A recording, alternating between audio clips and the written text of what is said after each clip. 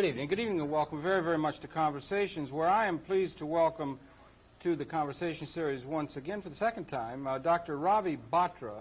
And for those of you who may not be aware of it, Dr. Batra is the author of an extremely interesting, relevant, and best-selling book here in the United States and around the world now called The Great Depression of 1990. And I'm pleased, very, very pleased to welcome once again Ravi Batra to Conversations. Good pleasure to see you.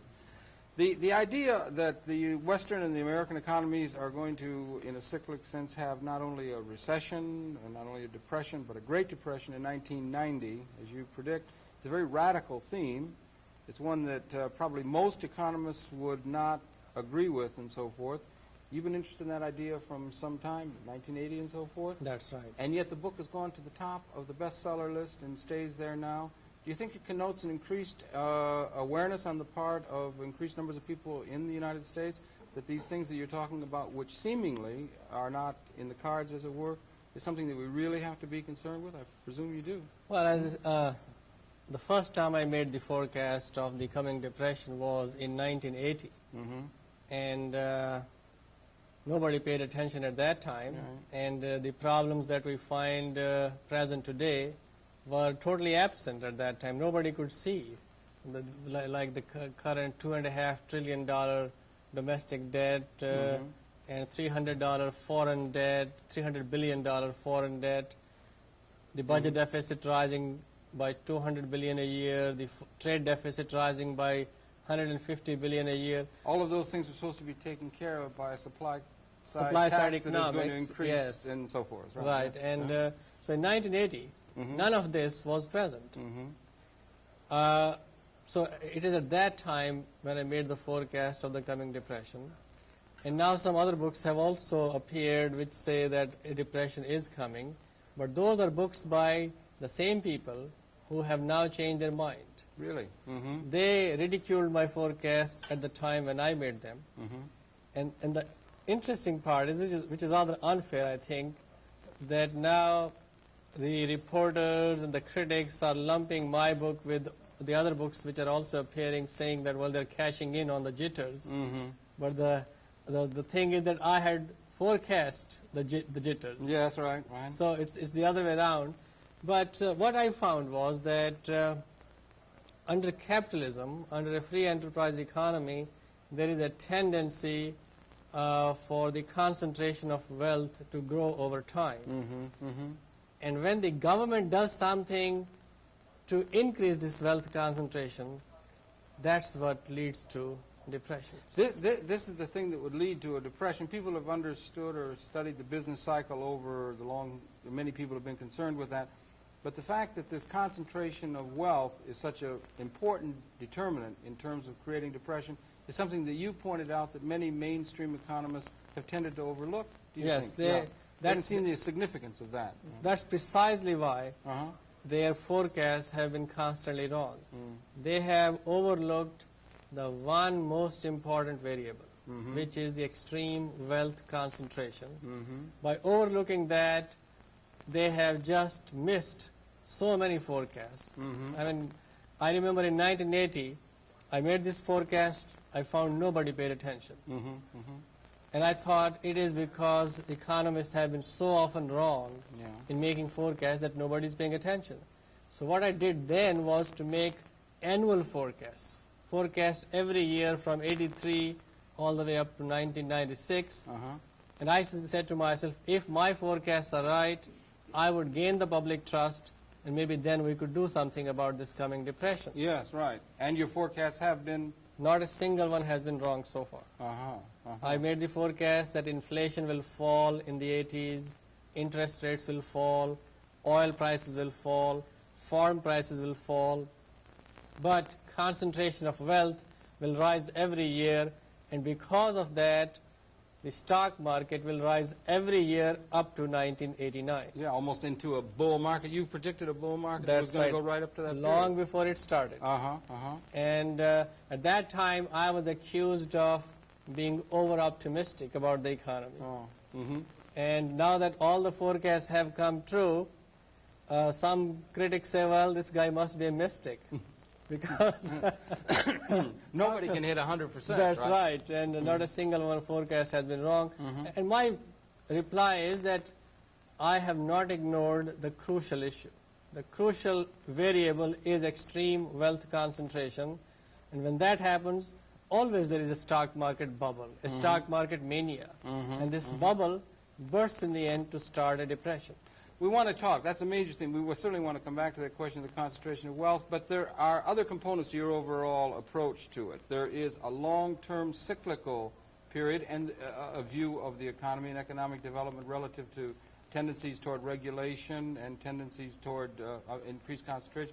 Also, there is the idea of a historiography having to do with the long sweep of history of societies going through periods of laborers and acquisitors and so forth. So there are other components into your overall concentration of concern that give you a reading of these economic developments other than just that concentration. That's of wealth. right. It's That's part of right. an overall Picture, process that you have. overall view. I wonder if you could share with us this acquisitors and this historiography, if you could, of your view of the development of world economy. Well, we find that every civilization follows the same pattern because human mind is the same everywhere.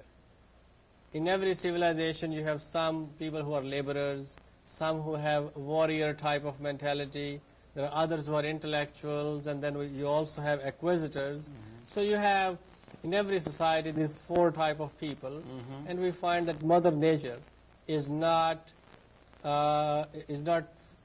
biased towards any one group. The dominance in society or the rule in society moves from one group to another. Through time. Over right. time, right. So we find in the beginning of humanity, at the birth of humanity, we were all like laborers. We were physical workers, we were afraid of the forces of nature, and we were all like laborers. Out of them evolved people of warrior mentality. Came out of Eden, as it were. In That's right, and that is what was the need of the time. A brave, courageous warrior mind was necessary to take human beings out of cave life. And as they came out of caves, the civilization was born, and those were that was the age of the warriors. Now these warriors were very ambitious. They created so many wars in society, empires, and public was fed up by their bloody wars. So by that time, some people had become evolved as intellectuals. They came to power and replaced the age of the warriors. So after the warriors came the rule of the intellectuals. Then the intellectuals have a tendency to create too many rules and regulations in society. So they created so many rules around people. People were fed up with those rules, and those people who opposed the warriors were the wealthy, the acquisitors. So then came the age of the acquisitors. Then acquisitors created so much materialism in society that in the end there was tremendous crime, family breakdown, drug addiction. Sounds familiar. That's right. Yeah. And so that age of the acquisitors ended up in almost back to the age of laborers. But the laborers were fed up in the end. They overthrew the influence of wealth. Then we went back to the age of warriors, again to the age of intellectuals, again to the age of acquisitors, again a social upheaval, and so on and so forth. And this view, this historiography or this philosophic view of the evolution of human society is in part, if I may, predicated upon a teacher, That's Sarkar, right. It's who not is my theory. That's not my theory. Discussing who's been important to you and your understanding. That's right. This is not my theory. This Maybe is you the could theory. share a little of Mr. Sarkar with us, if you would. This is a theory of my mentor, Mr. P.R. Sarkar, whom I met in 1964. At that time, I was just a student doing my master's in India, and I had no idea that I will end up taking his message out of India and spreading it over, talking about it to the West. But in 1976, I was fed up with our current traditional economic theory, and I was more interested in applying the ideas of history into economics. And that's when I studied my teacher's theory one more time. This time it made a lot more sense than before, because now I had studied Marx, Toynbee, and Spengler, and many other historians. Other cyclic views of the evolution history. of market economies also. That's right. It could be in a certain sense brought in. Yeah, okay. Toynbee and Marx, they also have a cyclical view of history. And so I compared Sarkar's theory of social cycle with these other cyclical views of history, and I found that Sarkar's ideas were more general than Marx and Toynbee combined. This theory was so much more interesting, so much broader than what I had studied before, that I thought that I should study it deeply, and if possible, show that it can be proved with the help of data. All right. Objective, quantified data could underpin this philosophical view of historiography. That's right. Okay. Because I could see that the Roman Empire was the age of the warriors. Then came the Catholic Church. That was the age of intellectuals. Then came feudalism. That was the age of the acquisitors or the wealthy, which in turn was followed by tremendous chaos in society, crime and drug addiction, and that was the age of acquisitive cum labor. That age was overthrown. We went back to centralized monarchies. That was another age of warriors. Next came prime ministers and the chancellors. That was another age of intellectuals. And after them came capitalism, which is now another age of acquisitors. And the United States, the Republic of the United States, which was more or less from its inception was a nation of acquisitors. More or less, that's at the beginning, right? From the beginning. Even from the very beginning, you had to have property to be able to vote to begin with. And you had to have property to be elected as a legislator and so on. So that would have been a pattern throughout much of the world. I mean, democracy as an institution affecting the underclasses was not very widespread throughout history as a whole, was it? Well, no, it's actually, if you look at the history of India, you find that in Buddha's time, there was democracy. The only difference was that at that time they had monarchy, but the king was elected. Same idea, in a different form. But wherever there is democracy, there is also tremendous influence of wealth. The same thing had happened in Buddha's time. Some of the very wealthy people had their own armies at that time. Much like today, some wealthy people have tremendous influence on politics and society. Yeah, surely. There would be an intermixing of these various things, but there would be a tendency, in your view, over the long haul of history to have these ages emerge, and it helps to understand contemporary events in terms of this. Exactly, right. So I found that as far as the current age of acquisitors in the West is concerned, it started in the 1860s. And at that time it went into a rising phase. Each age has two phases, a rising phase and a declining phase, and then a new age arises after the end of the declining phase. So the current age of acquisitors, the one of capitalism, began sometime in the 1860s. With the Industrial Revolution? Or in this country? Anyway. Not just Industrial Revolution. You have to have... Industrial Revolution began a long time ago. Right. But democracy, the real democracy took over in the West, in England and France since the 1860s. And the United States was a democratic country almost from the very beginning, but the U.S. was not so important in the beginning. So when England, France, and the U.S. all three joined democracy, that's when we will say the age of acquisitors was born, as far as the West is concerned. Yeah, it's interesting. We're talking political democracy. At the very outset of the American Republic, there was an economic democracy to a sense. There was a great deal of land. It was readily available.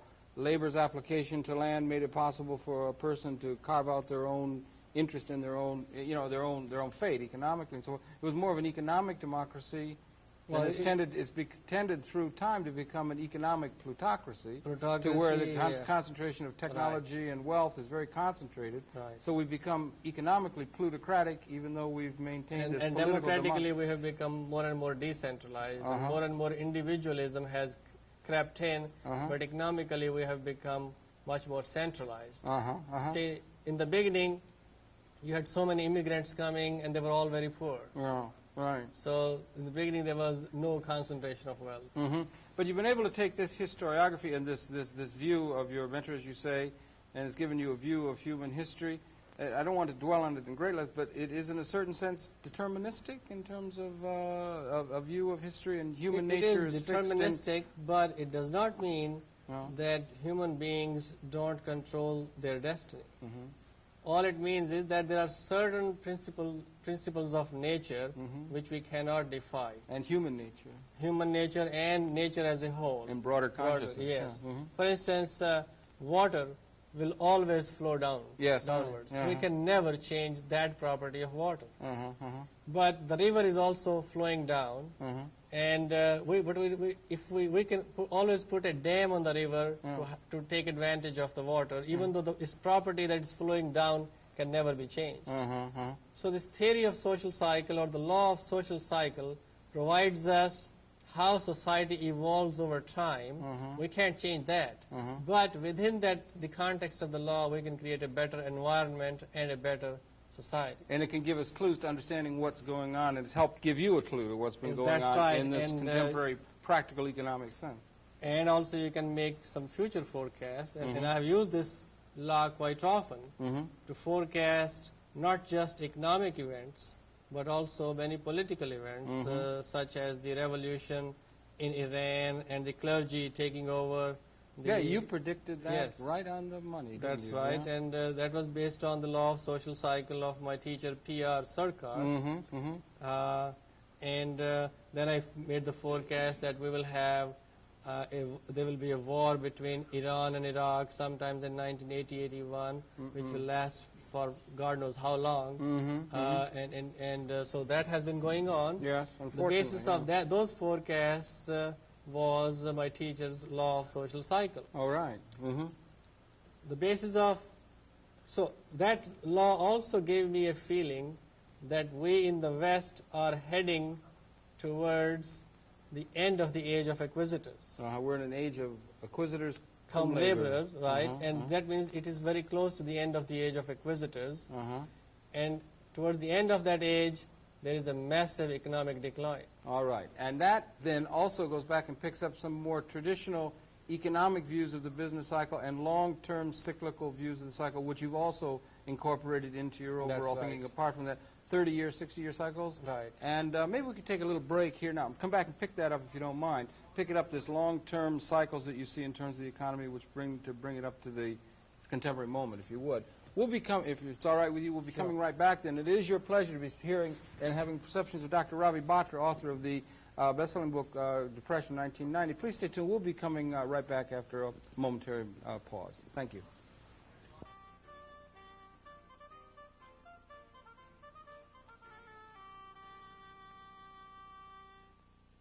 Why do the rich get rich and the poor stay poorer?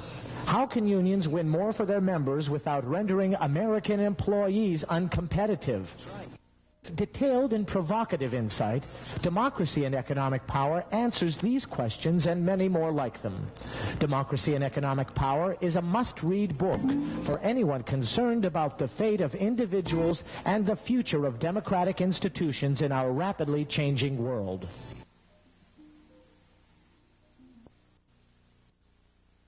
Do you have your passport? For the third time, yes. You have everything? Kids, relax. If we weren't grown-ups, they wouldn't have let us join the Peace Corps. Peace Corps. It's creating food systems in Africa, building homes in Costa Rica, and fighting malaria in Asia. It's teaching math and learning French. It's working side by side. It's been tough, but for 25 years, the Peace Corps has been making a difference in the world. Mom, Dad, I'm so proud of you. Peace Corps, the toughest job you'll ever love.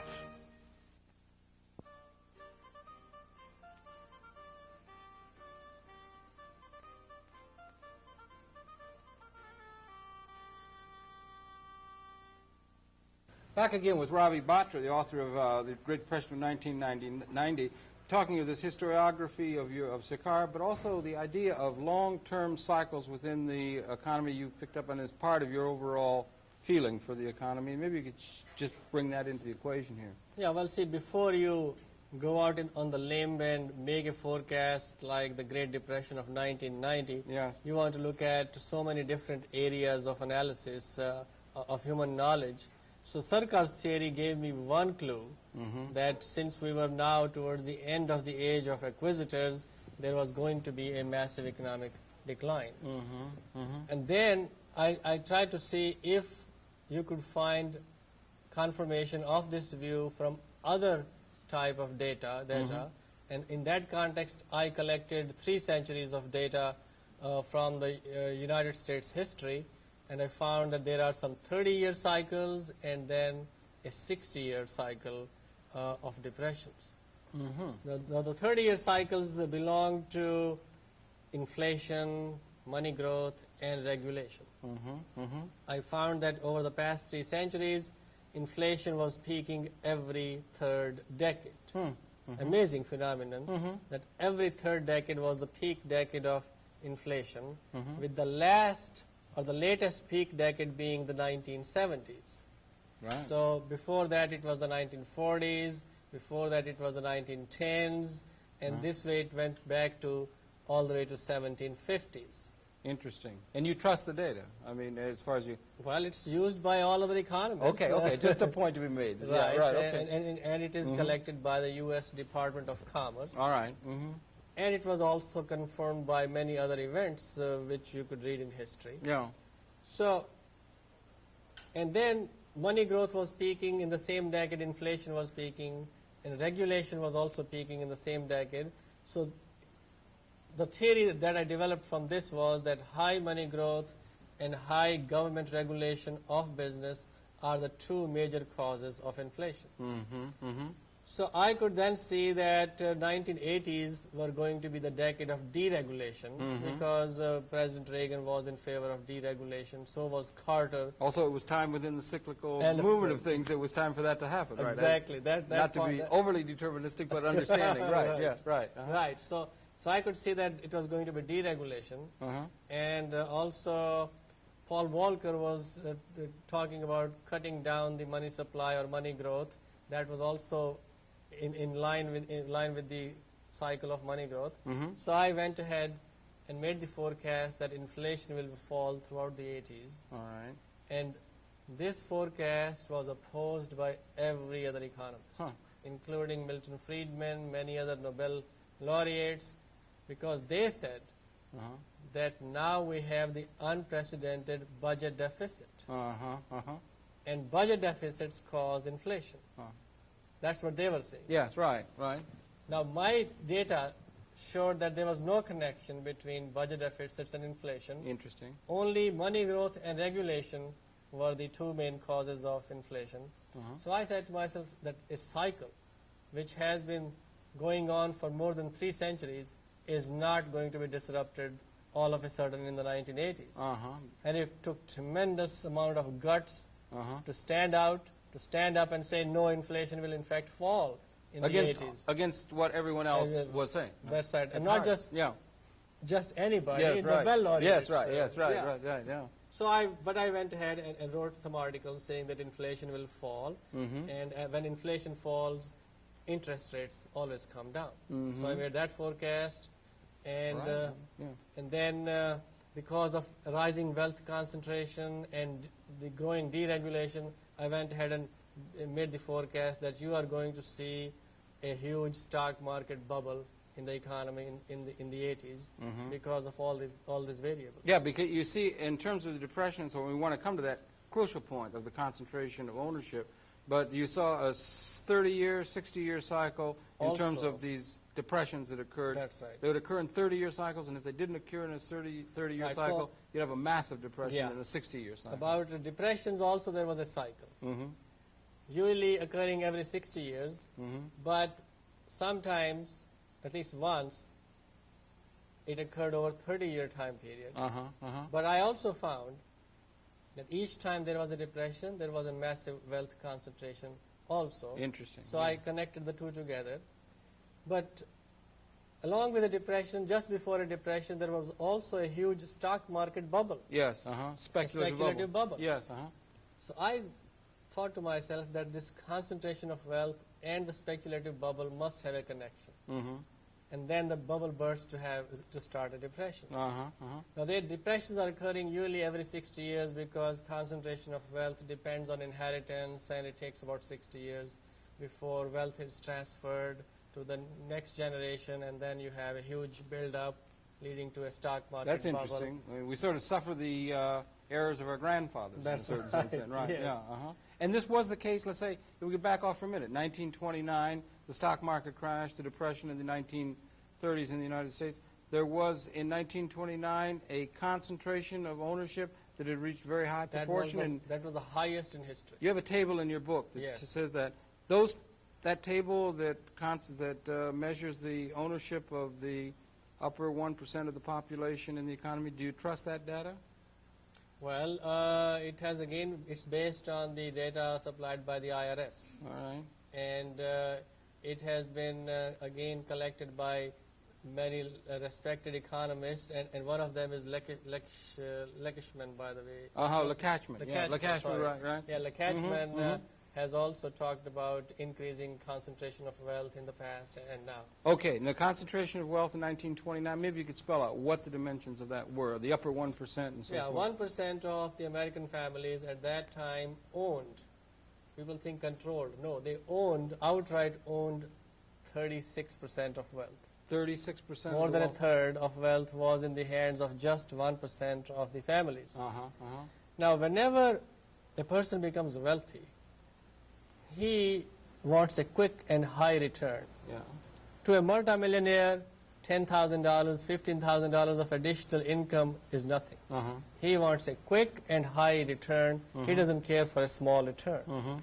But high returns and quick returns are only possible from risky investments, from speculative investments.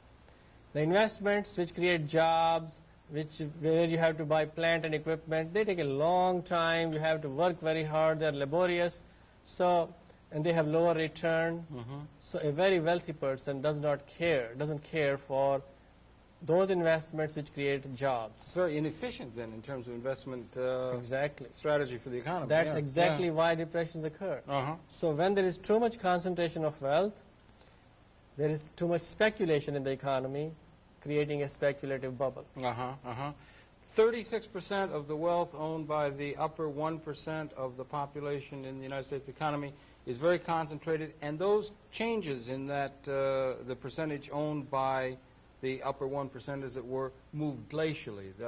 One-tenth of 1% is a tremendous change. But that was a heavy concentration, led to a speculative bubble, and in your estimation was the principal cause of the Depression of 1990 and the Depression of the 1930s, then, right? Well, if there is a stunning increase in stock prices, towards the end of the bubble, some people at least, are buying stocks at the very highly inflated prices.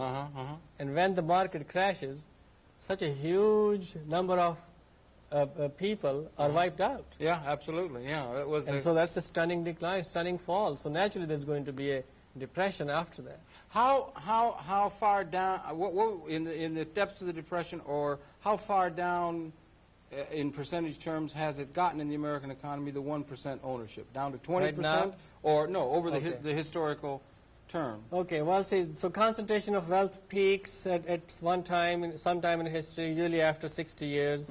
Then the stock market bubble comes about, the bubble bursts, depression occurs, many fortunes are then wiped out, so concentration of wealth starts. So there is a cycle of this wealth concentration which leads to the cycle of the depression.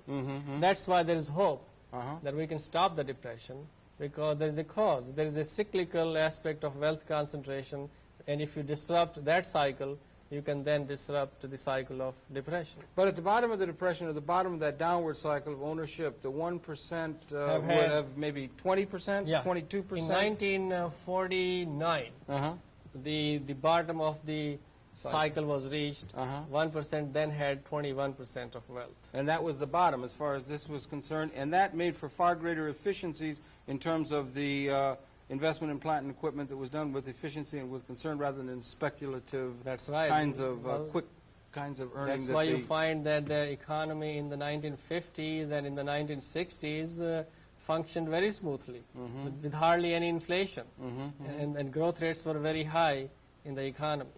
You can see parallels between the 1920s leading up to the great crash of 1929 and parallels with the economy in the 1980s here in the United States with the growth of all kind of merger mania and lots of other kinds of in fact the government policy in the 1980s has been exactly what it was in the 1920s. Interesting. We say that Reaganomics is not really new.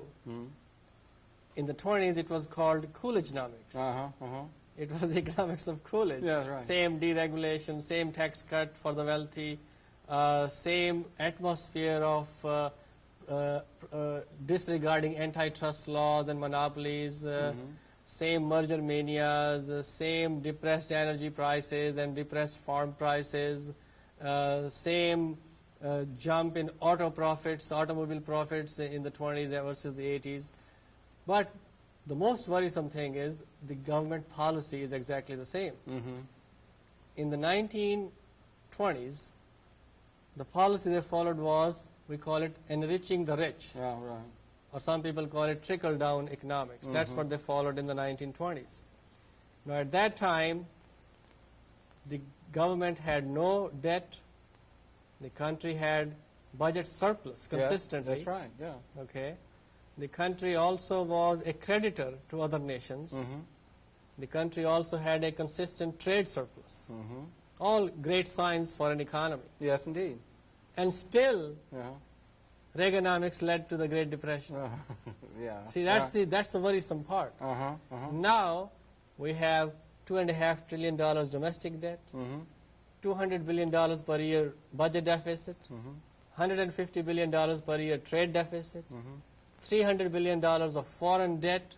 We are the largest debtor to the rest of the world. Yeah, amazing. So in all those respects in which the economy was positive in the 1920s, we are now negative. So obviously, Reaganomics, which we followed in the 1920s, will not only lead to another depression, but the worst depression. The Great Depression, right. And the ownership pattern and the upper 1% has gone up close now from a bottom of 20 in 1949 up close to 35% now. It's back, exactly back it has to gone the right same. up to where the ownership is being concentrated in the upper 1% of That's the population. Right. And again, in your estimation, this is the principal cause of depressions, is the concentration of wealth ownership among the upper 1%. What other cause can there be? Would this be generally recognized by the economists at large, that this is the principal cause of economic depression? And why, if you are so certain of that, do you feel the broad economics profession would not feel that? Economists are blind. Well, okay. Never in history have they forecast a depression.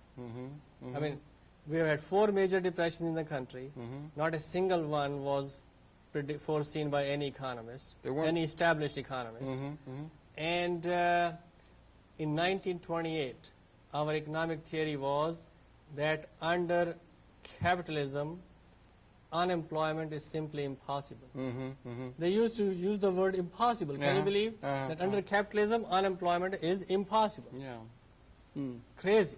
And in the depth of the depression, we had 25% unemployment rate. That's absolutely true, yeah. And which in today's terms would be something like 30 million people out of jobs. Yeah, And yet, until 1928, that's what our economic theory was. But how is it that they can't see this then? Do you think it's just that they're blind? Are they sycophants, perhaps, to the people who run the economy? The 1% of the people who have that ownership have tremendous power, particularly in the age of acquisitors. They are the acquisitors. They have tremendous power. And as a group of people around them on boards of directors of corporations who are sycophants to the people who control it? Or is there a lack of objectivity in the part of the economics professors, or the profession, or what? I think the theories offered by the economists will not be popular if they opposed the interests of the wealthy. Particularly the super wealthy. Particularly super wealthy, right. And since the wealthy have been strong, powerful, dominant in America since the very beginning of the Republic. And are becoming more so in the contemporary moment. Exactly. So the economists have never had the guts to oppose their interests. In fact, the very fact that a theory supports the interests of the dominant class, that itself is suspicious. You know why? There was a time, for instance, we had the age of the warriors. At that time, the theory used to be divine right of kings. We know it was suspicious theory because it is supporting the interest of the warrior. Yeah, well, it's underlying the capitalist system in a traditional sense that those who have capital are able to make investments in plant and equipment that will, in a reasonable time, and particularly in a very quick time, in a speculative sense, pay for themselves, so that they have the ability to accumulate more capital because they have ownership of capital. So the more they have, the easier it is for them to get more in a very real sense. Whereas the vast majority of the people in the United States, and not to mention the world economy, really have no ownership of the assets or the technology that is increasingly responsible for production. So we have a major clash and a major problem. That's right. Over the longer haul. That's over the there longer has to be haul. increased ownership somehow got to the general society as a solution to this problem that we confront. This cyclical. The solution is reduced wealth concentration through any means. Through any means, Yes. You can try government intervention through taxation of wealth, or you can try employee stock ownership plans. One way or another, there has to be reduced concentration of wealth to stop the coming depression. It's hard being very sanguine at the moment when one sees the tendency of ownership concentration. Again, trusting the figures that you've gotten in an objective sense and so forth, that there is this increased concentration of wealth. At the very time we allow homelessness and other kinds of things to increase in a way that really is seen in very negative terms by ourselves and the world, that we've lost a sense of social conscience to that in a certain sense. And yet this process goes unabated, and the stock market booms. We see 3,000 Dow Jones. People are very optimistic and rah-rah. Is that part of a kind of psychology and a view of the economy now that could have been seen in terms of the 20s, or an analogy between general optimism? That's a general pre-depression psychology.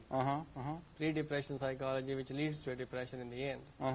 Now, the fact that the concentration of wealth has been rising in this country is supported also by President's own economic report. You read the figures, you find that the average wage today is about 15% below what it was in 1973. Sure, all the unions are bargaining down. That's right. They right. have been bargaining down. And that comes from the President's own economic report. But that report also shows that all these years, gross national product, GNP in our economy has been rising. So the question is, when the GNP has been rising, and the average wage for the workers has been falling, where has it all gone? It's all gone to the upper 1%. Obviously. It's become more and more concentrated, which is the natural, which would be the natural outgrowth. It may not be malevolent or anything in that part of it. It's just the natural functioning of an openly and increasingly laissez-faire kind of capitalist system, that it will inevitably lead to that because the benefits of capital are inherently giving that to the people. There's no saying capital. Those who have the rich get richer and the poor get poorer, and this has been the case in the modern experience throughout our history. Yes. But it's leading to this sense of a Great Depression. You've been, I'm sure, pleased. The book has been so well received. To be on the top of the bestseller list for so long here bespeaks an interest on the part of the American citizenry in this question. Are you optimistic that there is something that we can do, or what maybe we could address? What can we do to try and stave off an event that would be as disastrous to the people of this country, much less the people of the world, who would suffer tremendously under another depression on the order, or worse than the 1930s? Do you have any kind of an idea of what kinds of things might be able to be done to try and forestall that kind of event? Or is it, as some people increasingly are saying, inevitable that such will occur? No, I don't believe anything is inevitable. The funny part is, the same economists, or some of the economists who ridiculed me in the early 80s because of my forecasts, now believe that a depression is inevitable and we can't do anything. And I say their understanding of the economy was wrong in the early 80s, and they are wrong again. We can stop the depression provided you reduce this concentration of wealth. But these economists, they're not willing to pay attention to this subject of wealth disparity. They're not even willing to look at that issue as something that's that's of great significance. As if it's a taboo to look at it. So anyway, so they think that we can't solve our problems, but I have recommended a wealth tax on 1% of the population, and we can, with this tax, collect about $200 to $225 billion a year, which is enough to eliminate the budget deficit and even slowly start retiring the debt. And immediately interest rates will fall, housing market will boom, auto industry will boom, the economy will boom, so you will even have more tax revenue which can be used further to retire the debt and so on. And within 10 to 15 years, our entire debt will be retired. And at that time, if you want, you can repeal this wealth tax. Okay, now we want to take a break here if we can and come back and talk in specifics about that wealth tax and maybe touch upon some of the investment strategies you have for people if we do not forestall the depression. We want to talk about some of those things in the closing segment. But again, we're coming back in a moment. It's your pleasure to have the perceptions of Ravi Batra, author of the book Great Depression 1990. We're coming right back. Please stay tuned.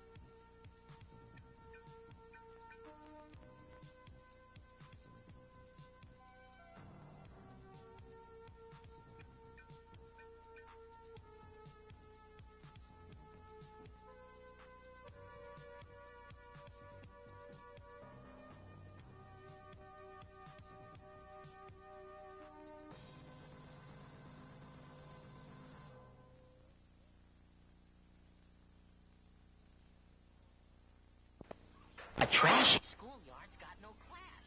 Give a hoot. Don't pollute. We'll keep America looking good. Hoo, hoo. Do you have what it takes to be a Peace Corps volunteer? Call toll-free 800-424-8580. Peace Corps, the toughest job you'll ever love.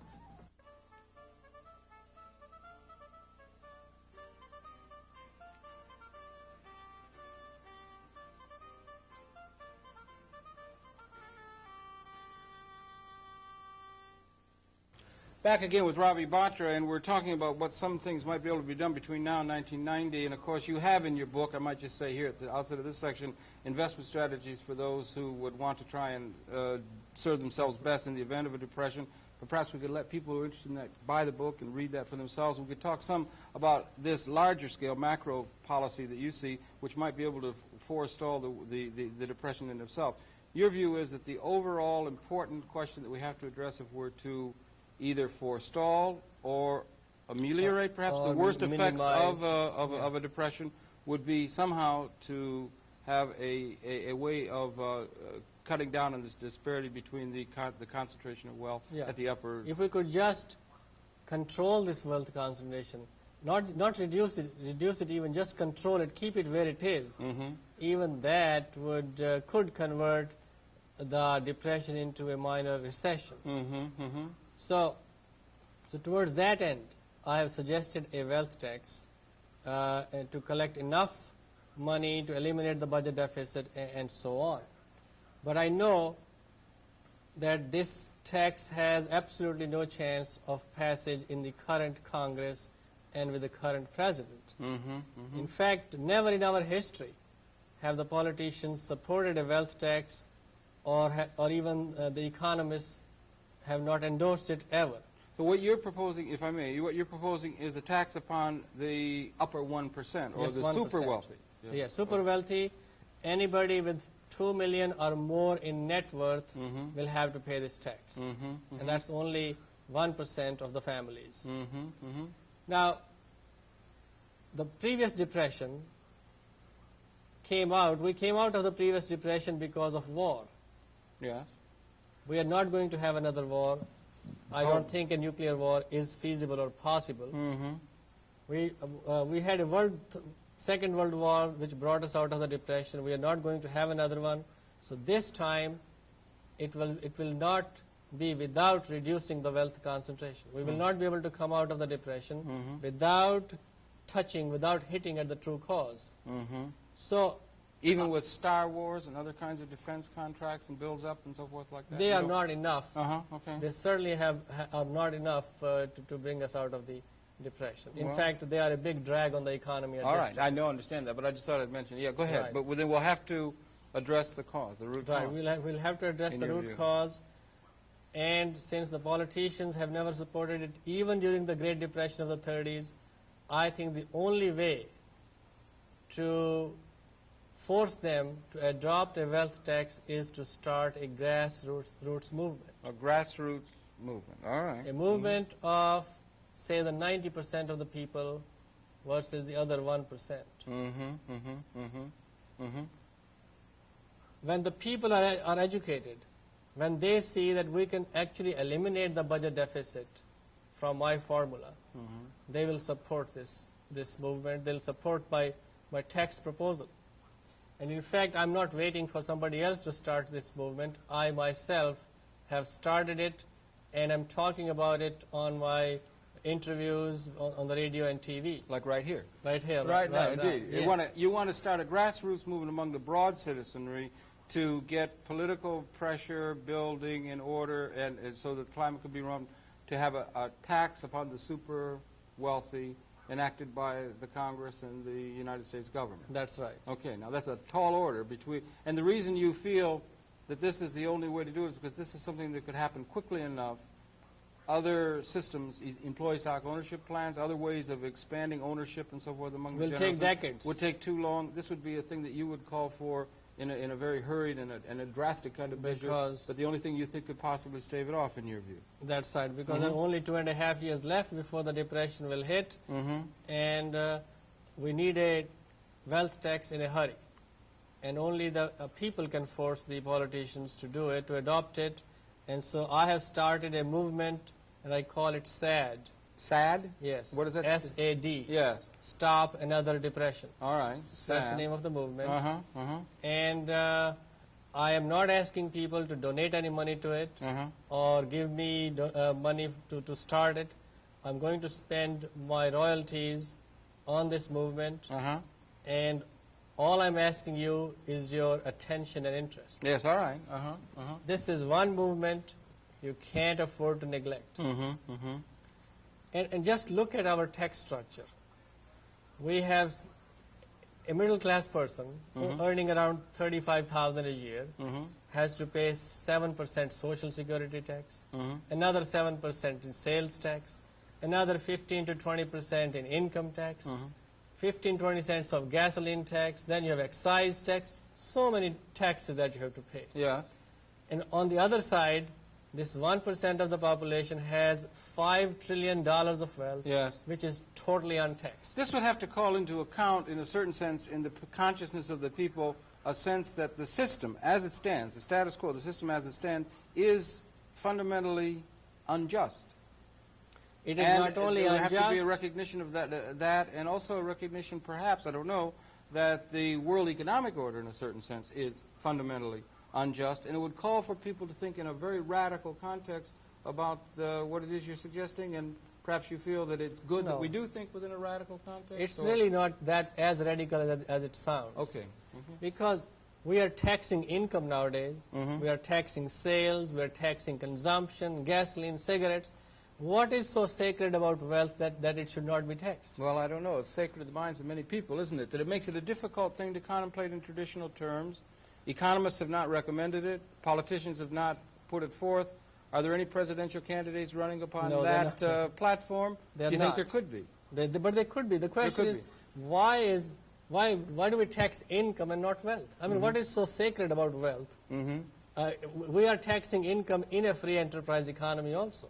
It's not that we have no other taxes at all. Well, there's a great sanctity held to the institution of private property and private ownership over the means of production by the people who have a capitalist stake in it, and the fact that that concentration of that ownership tends to necessarily come to those who have is something that tends to be overlooked, and the great 95% of the population who have no ownership of technology, have only wages, tend to overlook it as long as they can have a job that will be able to take care of what they see as their immediate needs, even though, as you say, many of the jobs are paying less even than minimum wage and these kind of problems. But almost anything to avoid looking at the truth, it seems, in overall society. Income is also being earned in a free enterprise society. And we're taxing income. Yes, that's true. And the reason wealth is not being taxed is that it hits the very wealthy. And they have dominated our economy and society throughout the Republic, the history of the Republic. Yes. And therefore, they have not allowed such kind of thinking to come out and become popular. That's the only reason. Otherwise, there is no intrinsic reason for wealth not to be taxed. I asked you before, in order for it to be done within a time where, do you think this could be done in a time to affect things before the year 1990?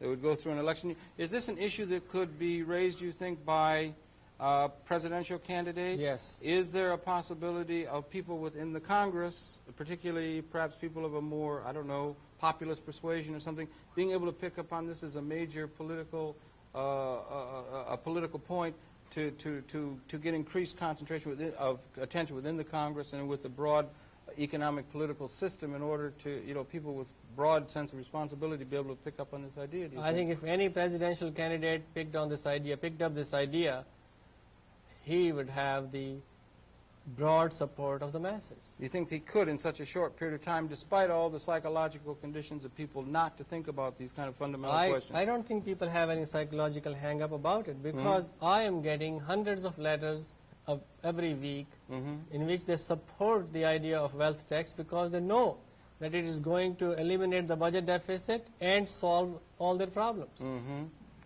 This would be a means of solving the problem and forestalling the coming depression. Or at the very least, we could convert it into a small recession. At least we won't have to go through tremendous pain. So I'm getting tremendous amount of support in my mail, and I ask the audience, your audience and my audience, that if you are interested in participating in this movement, just write to me at my SMU address. All right, fine. We'll give them an address for people this program can watch and so forth. But I wonder, do you think that this is something that's going to be able to be picked up on by the broad general society? Are you optimistic that this is something that's going to be able to be seen by the broad society? Look at the force behind the idea. Yeah. I mean, why would the 99% of the population oppose taxing the other 1% of the population? Why have they? Because they have been fed a constant propaganda that the super rich create jobs, they create investments and so on. But that is not true. The super rich speculate. They don't make productive investments. They speculate and create stock market bubbles which crash in the end. Now in the bubble stage, the super rich are playing and they're making so much money. When the bubble bursts, the entire world is brought down with it. Well, the effects of a Great Depression upon, not again, we mentioned before, in this republic, the people in this country would be very, very disastrous in a very real sense, but the effects upon the whole world in terms of a cutback on the economic system would be absolutely disastrous. That's right. The many third world countries, population will starve on a mass scale. It would increase tremendously the problems that confront us all as a human community. Given the difficulties of increased tensions among the nations of the world, the existence of atomic weaponry capable of destroying the whole of the species that apparently is in our grasp, the possibility of forestalling such an economic calamity that could lead to a geopolitical calamity and so forth is of the essence, don't you feel? That's right. It is very important that we do something now. Even if you feel that it is too late, we still can't sit idle and do nothing. And in your estimation, what we need to do is to find some way to redress the disparity between the super wealthy, as it were, in the capitalist societies and the general society. And that's the major question that's confronting us. And you're trying to start a grassroots movement behind this book and the support of it that would be finding the system of analysis that you put forth. It's an extremely important. You must be very, very busy and very, very... Oh, I'm extremely busy. I haven't had a day of rest in the past 3-4 months, and I mean including Saturdays and Sundays. It works all the time because Yes. you're looking at this and you have that. Are you getting more support from your colleague, economics committee or community? Are there more and more people within the business or economics? No, there's I'm a not growing getting any awareness. support from them No? because they are hoping that my forecasts are wrong, and I hope my forecast of the coming depression is wrong too. But even in the early 80s, they were hoping that my forecast would be wrong, and they have been wrong. My forecasts have been constantly right. Mm-hmm. I think there's something wrong with their theory, which gives them wrong forecasts. Mm-hmm. Mm-hmm. And there is something right with my theory, which always leads to right forecasts. Yeah. Well, you'd be showing a certain kind of truth that people will go to any dimensions to try to avoid in some cases, perhaps, but given the challenge of the time in which we find ourselves, literally the challenge of life and death for the species and the consequences of such an event, it behooves all responsible citizens to try to understand as best they can what might be able to be done. That's and right. I certainly do commend you on having put together this very careful scholarly analysis that has given this alternate view than what most people studying the economy give us. And I really do congratulate you on having put that together, the success of the book. And I wish you all the best in terms of this consciousness-raising effort that you're initiating, SAD. And we'd like to do everything we can to help people be able to be put in touch with you so the word might go out and people might be able to participate in that. Well, that'll be great. Okay. Well, it's been a pleasure again to talk to Thank you very much. And I would remind you in the cable television audience, in the television audience, it's been your pleasure to have the perceptions of Ravi Batra, who again is the author of the best-selling book now, many weeks now on the New York Times bestseller list, The Great Depression of 1990. Happy to have been able to bring you those perceptions, and we here on Conversations invite you to tune in. We'll be coming back again next week here on Conversations, but that's it for this particular segment. Once again, Ravi Batra, all the best to you, and thank you very, very much again for all your work and particularly for participating here on the series. Thank you. Good night. We'll see you next week.